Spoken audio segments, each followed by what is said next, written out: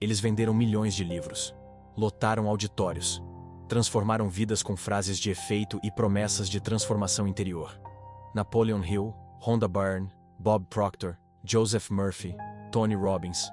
Autores de peso, vozes influentes. Mas nenhum deles criou uma verdade nova. Por mais revolucionárias que pareçam suas ideias, o poder do pensamento, da fé, da visualização, da palavra falada, da persistência, tudo já estava escrito, há milhares de anos. Antes de Hill ensinar que tudo o que a mente pode conceber, ela pode alcançar. Antes de Rhonda Byrne revelar o segredo da atração. Antes de Joseph Murphy falar do poder do subconsciente. A Bíblia já sussurrava essas verdades em voz profética. Mas nem todos estavam ouvindo. Este não é um ataque à sabedoria desses autores. Este é um despertar espiritual para algo maior. A revelação de que os princípios que mudam vidas no mundo são apenas reflexos do que Deus já escreveu para mudar almas na eternidade. Prepare-se. Porque neste caminho, não vamos apenas comparar livros. Vamos revelar a fonte original da sabedoria, da transformação e da verdadeira prosperidade. E ela não está em prateleiras modernas. Ela está no livro dos livros. O poder do pensamento, a semente da realidade. Você se torna aquilo que pensa o tempo todo. Earl Nightingale. O que a mente pode conceber e acreditar, ela pode alcançar. Napoleon Hill. A fé é o elixir que dá vida ao pensamento. Napoleon Hill. O subconsciente aceita como verdade aquilo que você repete com fé. Joseph Murphy. Tudo o que somos é resultado do que pensamos. James Allen. Quantas vezes ouvimos essas frases em palestras, livros ou vídeos motivacionais? A ideia de que a mente é o centro criativo da realidade se tornou um dos pilares do desenvolvimento pessoal moderno. E sim, há verdade nisso. Mas isso é novo? Séculos antes, Salomão já havia escrito: assim como o homem pensa em sua alma, assim ele é. Provérbios 23:7. E Paulo reforçou: transformai-vos pela renovação da vossa mente. Romanos 12:2. A Bíblia já declarava que o pensamento não é apenas uma função mental. É uma semente espiritual.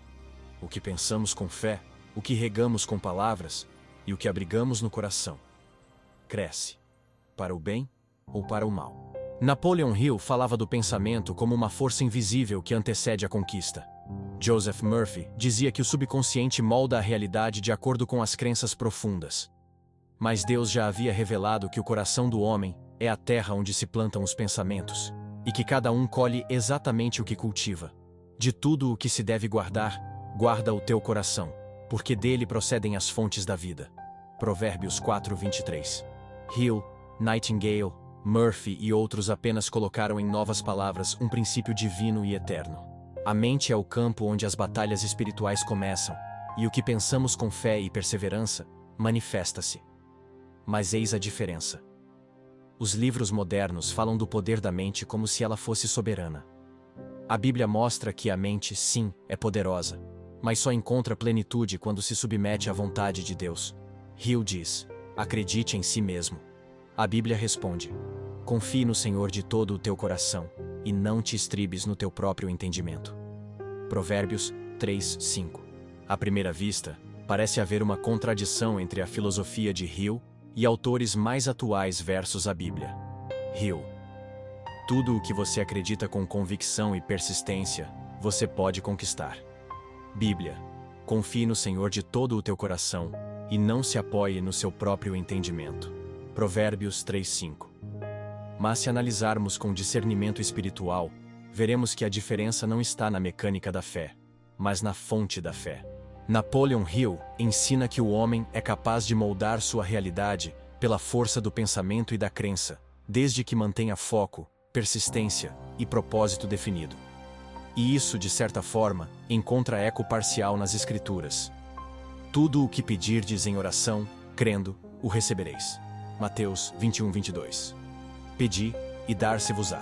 Buscai, e encontrareis. Batei, e abrir-se-vos-á. Mateus 7:7. Delight yourself in the Lord, and He will give you the desires of your heart. Salmos 37:4. Sim, A Bíblia fala sobre manifestação de desejos, conquistas, realizações. Mas há uma diferença sutil e sagrada. Hill coloca o homem no centro. A Bíblia coloca Deus no centro. Hill diz: se você acreditar, você conseguirá. Cristo diz: se você crer e pedir ao Pai, no meu nome, será concedido. João 14, 13 e 14. Ambos falam de fé. Ambos falam de manifestação. Mas na Bíblia, a fé verdadeira não é uma ferramenta para manipular o universo. É uma ponte de confiança com o Criador. Não é crer em qualquer coisa com força. É crer em Deus e alinhar seus desejos com a vontade dele. E esta é a confiança que temos nele. Que se pedirmos alguma coisa, segundo a sua vontade, ele nos ouve. 1 João 5,14. A fé como chave para o impossível. Peça ao universo, e o universo te responderá. Rhonda Byrne, o segredo. Você só precisa alinhar sua frequência, e o universo conspirará a seu favor. Bob Proctor. Quantas vezes ouvimos isso? Quantas vezes repetimos frases como se fossem revelações profundas, sem perceber que estamos transferindo o trono de Deus para uma entidade impessoal e muda chamada universo? Ou seria uma maneira de não atribuir a Deus esse poder?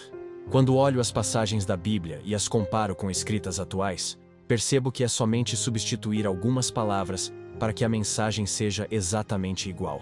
Na maioria dos livros de autoajuda espiritualizada, especialmente O Segredo de Rhonda Byrne, o termo universo é utilizado como uma força impessoal que responde aos desejos humanos.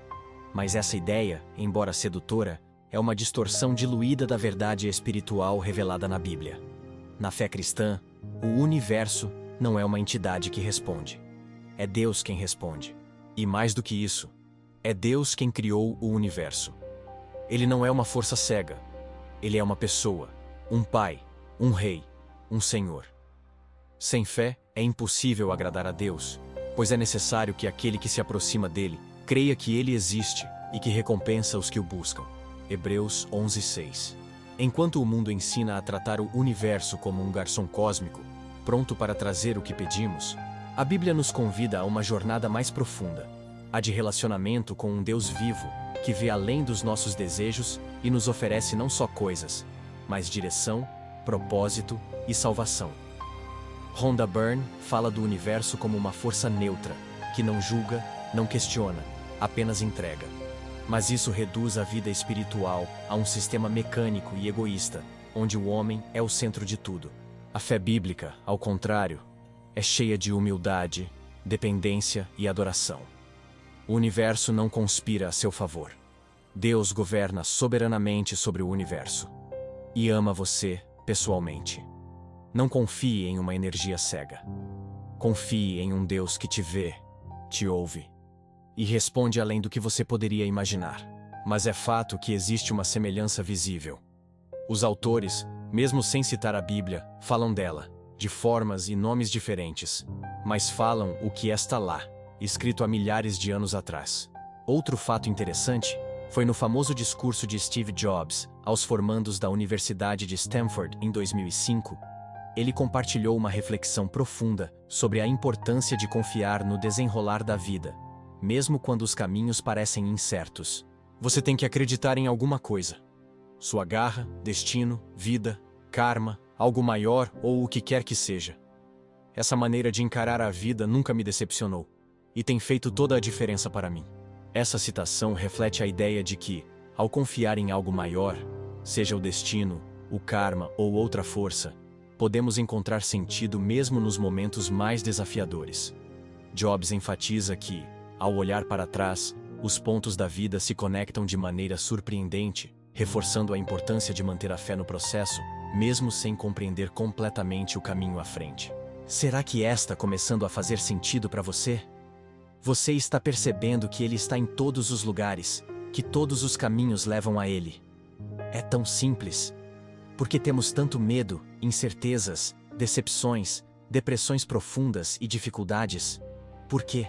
Penso que é da mesma maneira que quando você compra um equipamento e não segue o manual para montá-lo, ele não funciona. A maioria de nós não segue o manual. Alguns ainda nem o conhecem. Então, se esse vídeo está fazendo sentido para você, curta, inscreva-se e ative as notificações. Isso ajuda a que esse vídeo chegue a mais pessoas, e de repente possa ajudá-las como me ajudou, e está ajudando você.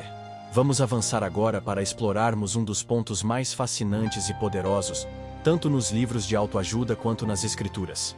O poder da palavra, criando realidades com a língua. Afirmações são o ponto de partida da mudança. Louise Hay.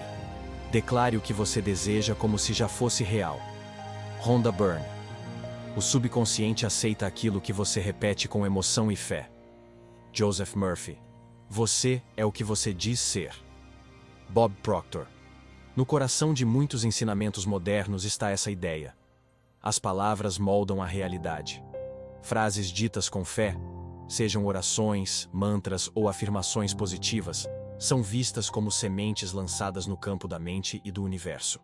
Mas, será mesmo que isso é novo? Não. A Bíblia já declarava isso há milênios. A morte e a vida estão no poder da língua. E aquele que a ama comerá do seu fruto.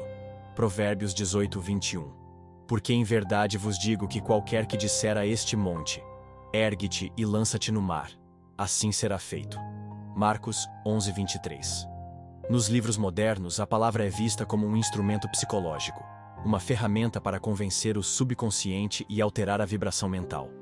Na Bíblia, a palavra é mais do que som. É um ato espiritual. Ela carrega vida ou morte. Ela ativa promessas ou libera maldições. Ela conecta o céu com a terra. Deus criou o mundo com palavras. Haja luz. Jesus expulsava demônios com palavras. Profetas transformavam nações com declarações. E nós somos exortados a cuidar da nossa boca, como quem cuida de um portal sagrado. Mas o que vemos em ambos é que, sim, as palavras têm o poder de mudar, seja para o bem ou para o mal. Poder das palavras na Bíblia. Provérbios 18, 21. A morte e a vida estão no poder da língua, e aquele que a ama comerá do seu fruto. Palavras podem destruir ou edificar, trazendo consequências eternas. Provérbios 15, 1. A resposta branda desvia o furor, mas a palavra dura suscita a ira. Palavras gentis apaziguam, palavras ríspidas inflamam conflitos. Provérbios 12, 18. Há palavras que ferem como espada, mas a língua dos sábios traz cura. A fala pode ferir profundamente ou curar e restaurar. Provérbios 21, 23. Quem guarda a boca e a língua, guarda a sua alma das angústias. Controle das palavras protege o coração e a vida. Provérbios 16, 24. Palavras agradáveis são como favo de mel, doces para a alma e medicina para os ossos.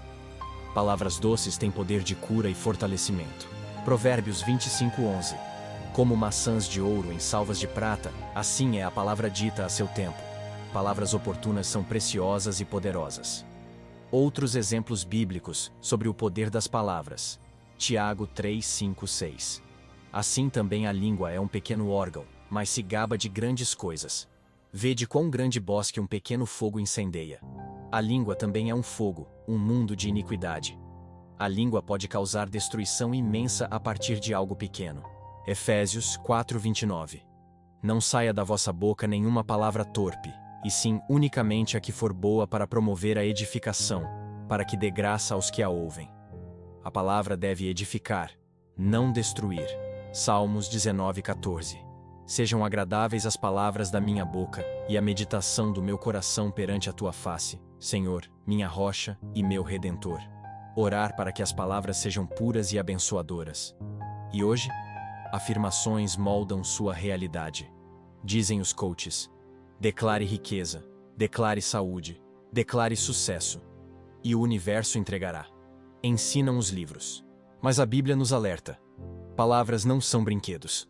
Palavras são sementes, espadas, portas, fogo, cura, maldição, vida, morte.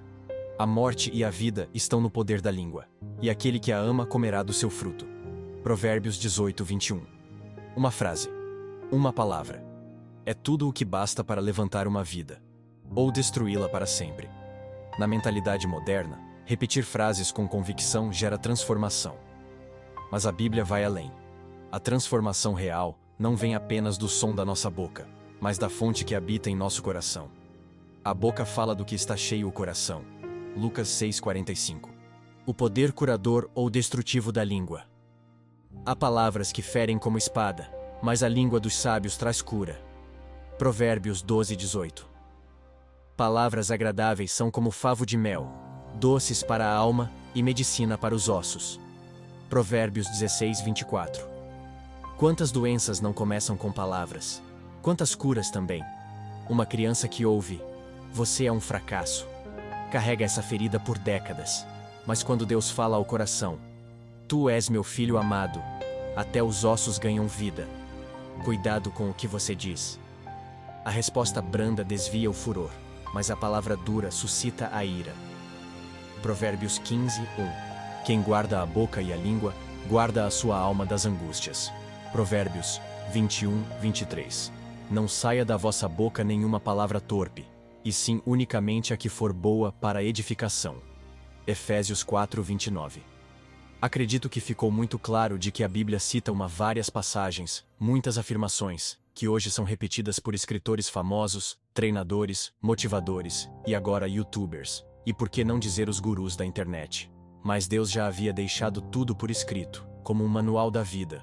O problema é que a maioria ignora ou até mesmo repele as escrituras sagradas.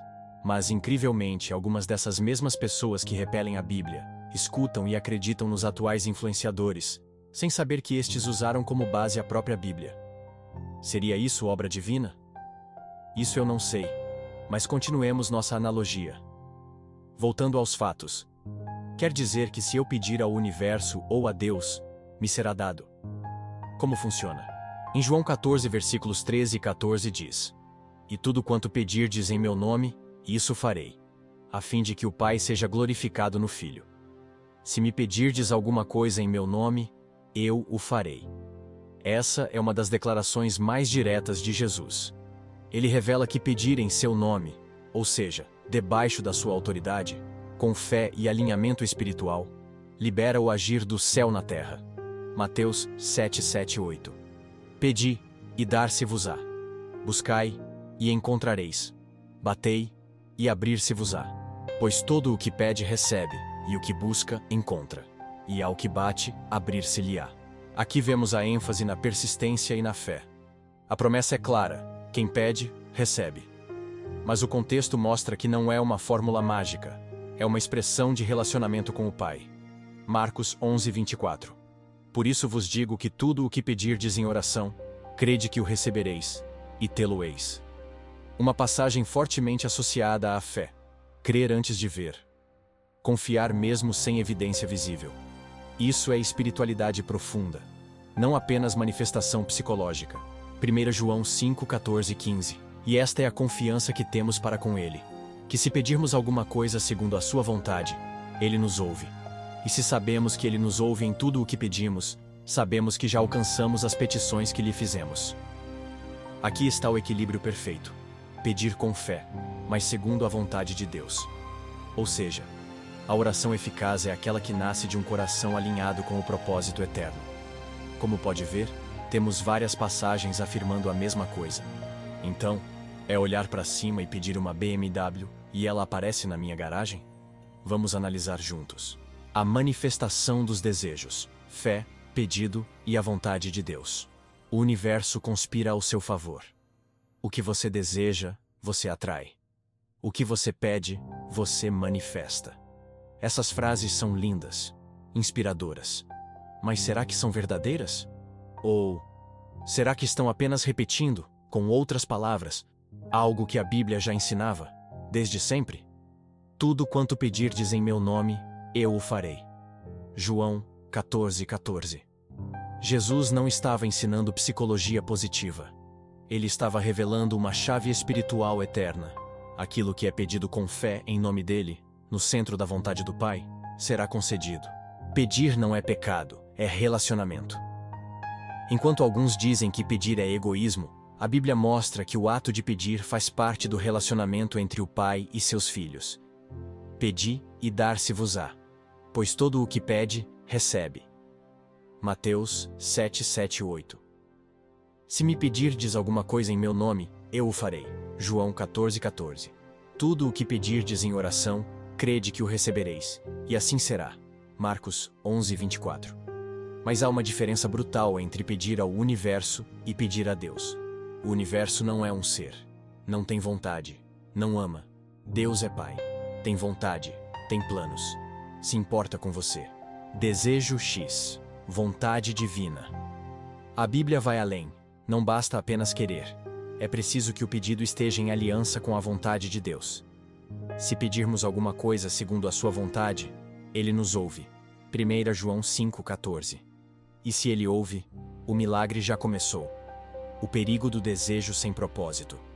Napoleon Hill fala sobre desejo ardente.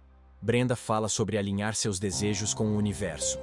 Mas a Bíblia diz: enganoso é o coração, mais do que todas as coisas, e perverso. Jeremias 17:9. Nem todo desejo vem de Deus. Nem toda vontade merece se realizar. Às vezes, o que você acha que é bênção pode ser destruição disfarçada.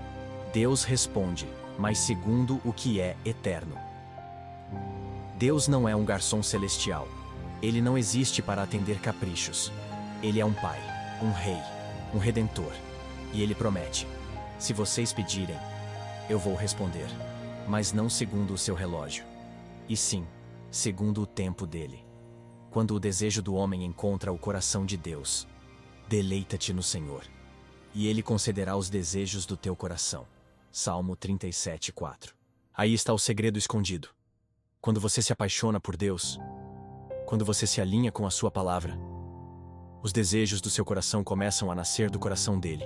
E então, você pede, Ele ouve, e o milagre acontece.